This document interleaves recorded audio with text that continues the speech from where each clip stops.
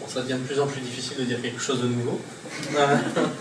Plus ça avance, moins mes notes sont fournies, puisqu'il y a plein de choses que je barre au fur et à mesure. Je vais revenir sur deux points, un point que j'ai déjà abordé et que tu viens de rappeler, Mathieu, c'est cette question des conflits de normes, en fait, hein, qui est au cœur de ce point. C'est-à-dire que d'un côté, on a des normes épistémiques sur la constitution des savoirs, sur leur valeur de vérité, sur ce qui garantit cette valeur de vérité et cette transmissibilité et les conditions même de leur discussion, qui jusque-là étaient sanctuarisées. Elles étaient sanctuarisées, alors pour le meilleur ou pour le pire, hein, elles étaient sanctuarisées parce que il y avait une homogénéité pardon, des étudiants, sociale, de genre, etc. Une homogénéité du corps enseignant, évidemment, là aussi sociale. C'était peut-être pas une bonne chose, enfin, je suis convaincu que c'était pas forcément une bonne chose.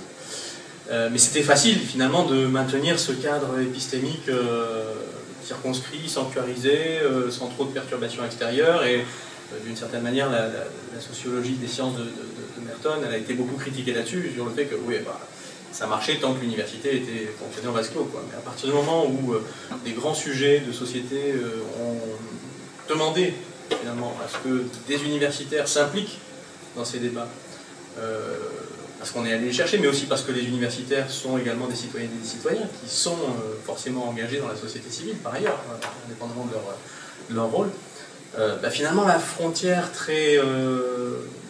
assez nette, je parlais de définir les frontières, jusque-là, elle est plus ou moins devenue plus poreuse. En ce sens, ces conflits de normes qu'on voit apparaître avec parfois une certaine violence, et en tout cas une certaine violence à nos représentations de nos métiers et de nos rôles respectifs, aussi bien des étudiantes, des enseignantes et enseignants-chercheurs, cette violence-là, elle est suralimentée par le caractère public des débats qui naissent de cela, et la médiatisation, et l'utilisation qui en est faite en des finalités qui sont militantes, et qui n'appartiennent pas forcément directement au monde universitaire, mais qui en découlent. Et le problème de cette étanchéité, c'est qu'on peut se lamenter autant qu'on veut, on ne la retrouvera pas. Qu'on le veuille ou qu'on ne le veuille pas, c'est fini. C'est un autre temps, on a passé un cap. Donc il faut qu'on pense de nouvelles conditions de production des savoirs dans lesquelles ces normes épistémiques, qu'on n'a pas vraiment révisées en fait, et qu'on continue à maintenir, il faut qu'on puisse les faire appliquer malgré cette porosité avec le monde socio-économique qu'il soit, qu'il s'agisse de groupes d'intérêts, qu'il s'agisse de groupes d'intérêts privés, marchands éventuellement. Et il faut qu'on réinvente ça, il faut qu'on le réinvente, et là je suis d'accord avec ce que disait Christophe Radet tout à l'heure, ça ne peut se faire qu'à condition d'ouvrir le dialogue au-delà des limites de la seule institution universitaire ou académique. On a besoin d'avoir un dialogue très clair avec le reste de la société et toutes ses composantes. Et pour ça, ça suppose de ne pas s'enfermer dans une sorte de citadelle de résistance imprenable, parce qu'au fond, si on fait, on sera peut-être imprenable, mais au même titre qu'un sous-marin qui est en train de sombrer. Donc de ce point de vue-là, je pense qu'on a besoin d'un dialogue. On a aussi besoin d'un dialogue à l'intérieur des institutions universitaires entre les disciplines et les traditions académiques.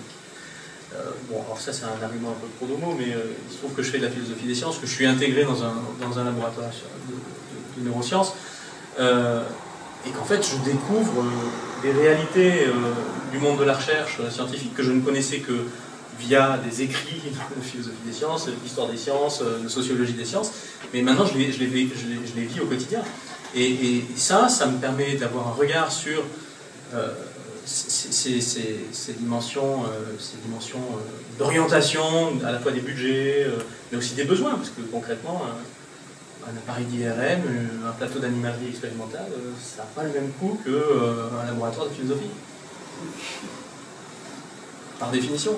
Et donc, c'est pas totalement anormal qu'il y ait des fonds qui soient fléchés pour certains types de recherche avec un certain besoin d'efficacité. Et là encore, la lamentation ne suffira pas à justifier notre existence. Donc, il faut qu'on rentre dans ce dialogue et en même temps qu'on casse les représentations qu'ont certains collègues dans d'autres disciplines de nos propres activités de recherche en sciences humaines sociales, en lettres, en arts. Donc, je pense que ce besoin d'ouverture, ce besoin de dialogue, il est absolument nécessaire et que notre premier réflexe qui est de se refermer sur des conditions d'immunité finalement à tout corps étranger de l'université pour préserver cette liberté académique risque de se retrouver contre-performant. Un peu comme une coupure immunitaire vous rend plus fragile à toute agression.